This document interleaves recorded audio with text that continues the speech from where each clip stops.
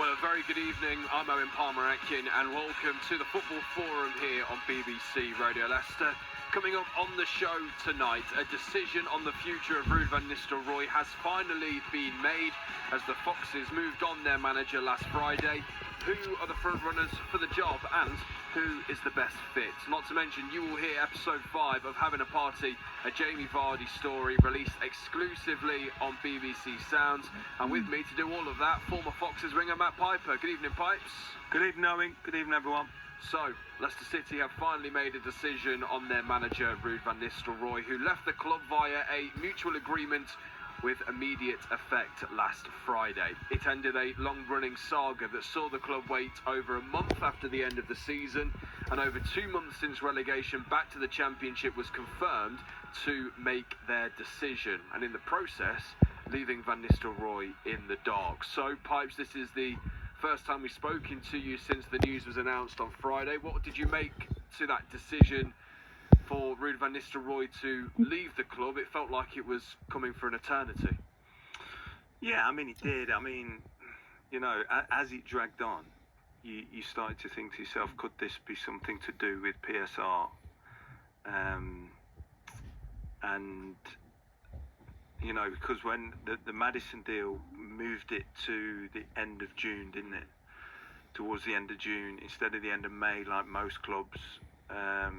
And I think I don't know if I said it on the radio, but I definitely said to you that maybe there could be something in that because if they sack him later on, the payoff payment will go into next year's instead of this year's. And if they already thought there was tight on it, so that would be my understanding of why they didn't do it sooner. But yeah, you felt like it was coming for a long time. It did have that feeling of inevitability about it, but were you then surprised at the timing itself? No, just because of everything I've just said. I wasn't surprised at all. I think it needed a fresh start, a total reset, I would call it. And you're hoping that there's movement higher up in the football club as well. Because it was such a desperately poor season. Add to the fact that Vardy was moving on as well. It was a real opportunity to have a real reset for the football club. And you know, if it's not going to be new ownership, then new people at the top of the club, the decision makers in the boardroom, a new manager, and a new way of thinking, and some fresh ideas coming into the club. I suppose one of the reasons why it does feel to some maybe a little perplexing around the timing of why they decided to do it now was that rather than actually on the 1st of July as many people expected, we kind of talked about it with Matty Friott in our reaction episode, that the club could have arranged and probably have arranged the payments and compensation for that deal ending early to begin in July, which means it won't be in the financial year that we currently find ourselves in. But then you have to look at the decision, well, why wasn't that deal struck way earlier at the beginning of June, a couple of days after the end of the season, that meant that the last 4 weeks have almost been wasted by the club in searching for a new manager, unless they've done that due diligence already. But it doesn't feel like it because the players are back in for pre-season without a new manager at the helm. Either way, I suppose it's not always looking great, whichever way you look at it, at the football club themselves. No, and this is the thing, I think it's been mismanaged, and we spoke about this a lot. I think it's been mismanaged for some time. You know, some of the decisions have been baffling at this football club for a while. So in that regard, it doesn't surprise you that this has happened. The only thing I was thinking, because I had the same thought process as you, why do it sort of 3 or 4 days before the end of June? You know, if you have to explain that away of why you're doing the compensation in, after July the 1st, it makes more sense to be closer to that period. So we made the decision, and then we tried to get the compensation package together, and then it was formalised on the 2nd of July, and that's why the payments are in that month.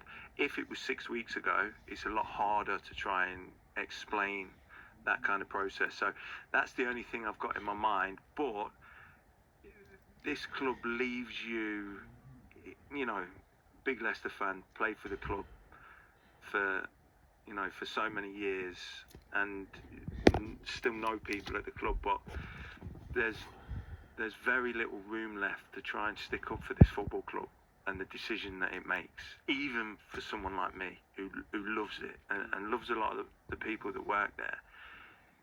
And you just have to be honest, like we try and be all the time. We come on the radio and say it's not good enough, and it hasn't been for some time.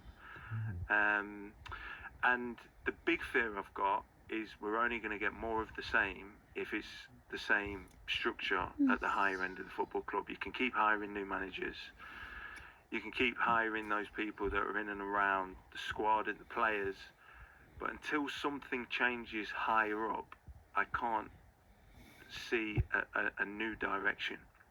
And that kind of brings me on to the final point on Ruud, really, which is, I wonder whether you feel for him in some respects, in that, yes, the footballing side of things was not great for Leicester City for a period of time in which Ruud was in charge. They had those dreadful goal-scoring runs at home and away from home as well. The defence was a shambles at time. The new formation didn't work, etc., etc. It ended in relegation. But actually, the more human level of being kept in the dark about your future, that is what he told us consistently in press conferences.